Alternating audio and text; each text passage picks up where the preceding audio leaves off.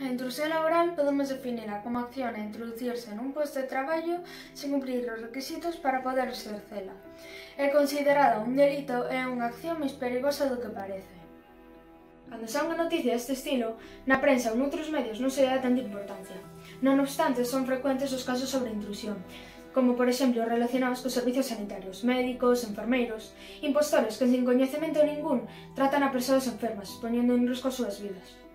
As profesións máis afectadas polo intrusismo en España son aquelas relacionadas cos servizos sanitarios, como odontoloxía e fisioterapeutas. Ademais, a intrusión pode afectar a reputación do sector e a confianza dos clientes, xa que ao contratar a unha persoa sen a debida acreditación pode recibir un trato deficiente ou incluso perigoso. A seguridade do usuario está en xogo, especialmente en profesións sanitarias ou técnicas onde un erro pode ter consecuencias moi graves. Por iso propoño que en traballos, sobre todo naqueles nas que vidas de persoas están en risco, a existencia e cumprimento de métodos de verificación para evitar este tipo de fraudes laborais. En relación a clientes e empresas, deberíase comprobar a súa formación e inscripción no colexio profesional, solicitar documentos que acrediten as súas competencias e preguntar por experiencia e referencias.